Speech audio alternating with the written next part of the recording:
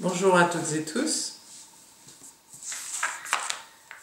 Aujourd'hui, on va parler de quelques idées reçues très répandues et qui nous empêchent de penser autrement, ce qu'on appelle les pensées dominantes. Déjà, ce qu'il faut comprendre, c'est qu'une pensée dominante, c'est en fait la pensée d'un dominant ou des dominants. C'est-à-dire que ce sont des pensées qui sont en fait imposées aux dominés par les dominants, de façon à imposer leur façon de penser, et comme ça simplifier la domination. Si vous pensez comme moi, vous allez faire ce que je vous dis. Voilà. Donc les pensées dominantes, la première dont je voulais vous parler, c'est il faut relancer la croissance. Si vous écoutez cette vidéo, vous avez déjà compris que une croissance infinie dans un monde fini, c'est juste une vue de l'esprit, et qu'à long terme, ça n'est pas viable. Donc relancer la croissance est un credo qui nous envoie dans le mur de plus en plus vite, et qui est complètement dans cette logique d'exploitation et de prédation dont je vous parlais dans ma précédente vidéo.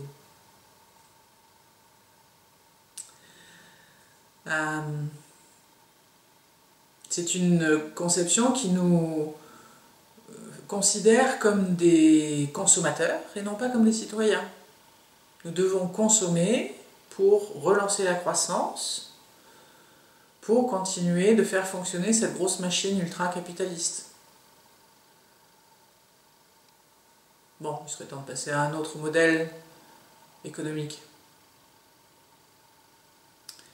La deuxième croyance que je veux faire tomber, c'est la technologie va nous sauver. Oui, le nucléaire, c'est pas un problème, parce que de toute façon, dans 10 ans, on saura quoi faire avec les déchets.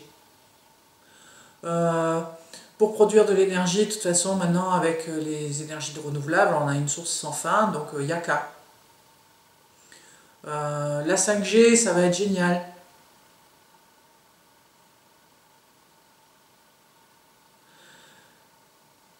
Je ne suis pas partisane de dire qu'il faut arrêter la technologie, qu'il faut revenir à l'âge des cavernes et s'éclairer à la bougie. C'est pas du tout mon propos. Je suis profondément convaincue par contre qu'il est nécessaire de cadrer et d'utiliser la technologie à bon escient et de choisir au service de quoi. Si c'est pour mettre la technologie au service d'un système prédateur et exploiteur, c'est pas une bonne technologie. Si on utilise une technologie avec parcimonie d'une part,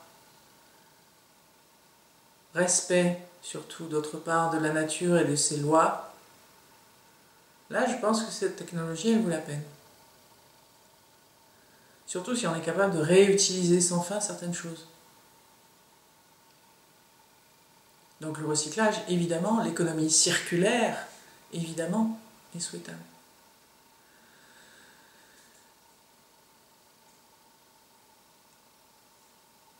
Troisième croyance, la vie est un combat. La vie est dure. On n'a rien sans rien. Sans effort, tu n'arriveras à rien. Donc c'est normal d'en chier. Donc c'est normal de souffrir. Donc c'est normal d'avoir du mal à joindre les deux bouts, à faire son trou, à trouver sa place. Donc c'est normal. Voilà. Non, c'est pas normal. Dans une société telle que je l'imagine, une société idéale n'est pas forcément utopique. Chacun peut trouver sa place, chacun peut trouver son équilibre, de manière fluide. Si on lâche l'avidité pour être dans le respect des uns et des autres, la vie n'est plus forcément un combat et une lutte.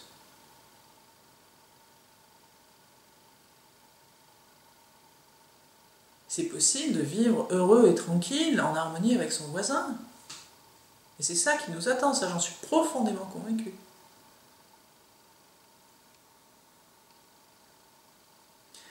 Un autre corollaire, quatrième croyance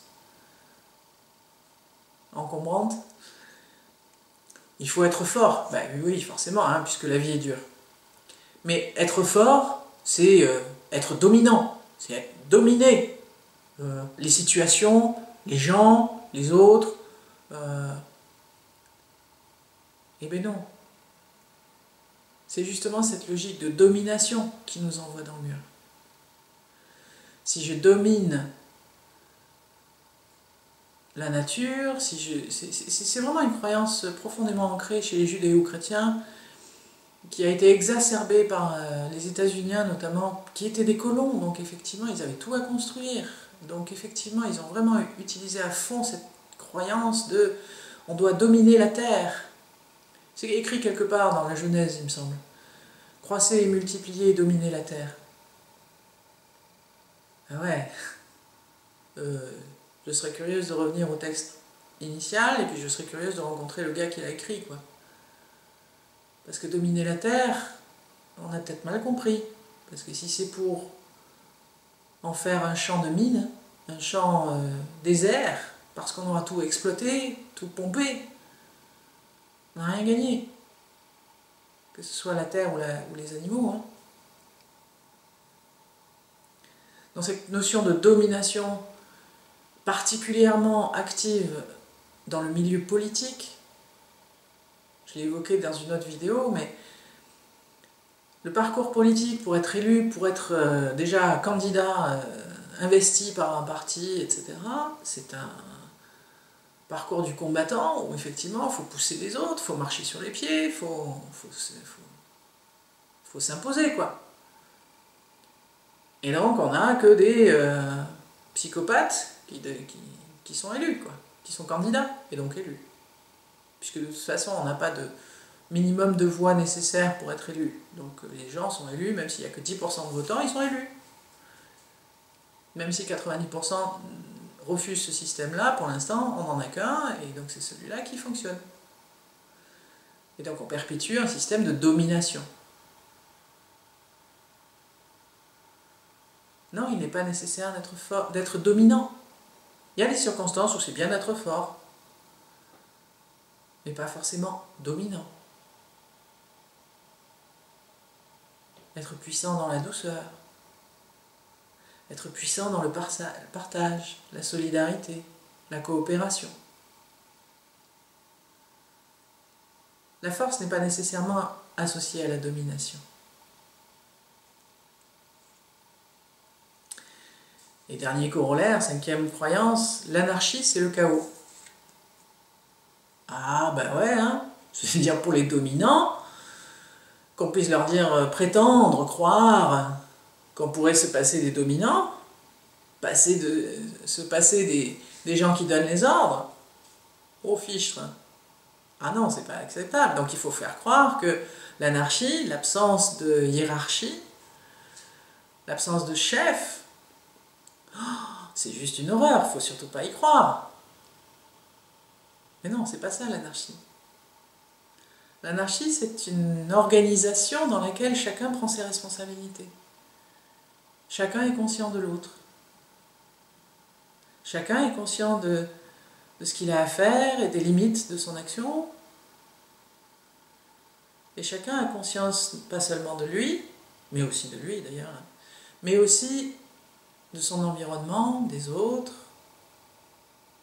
et n'est pas dans un système où je cherche à dominer l'autre, mais où je cherche à vivre en harmonie avec l'autre.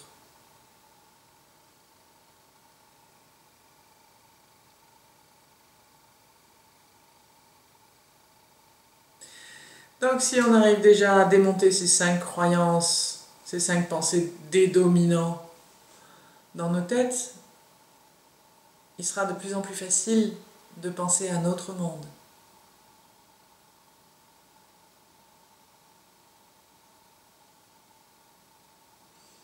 Merci, à bientôt.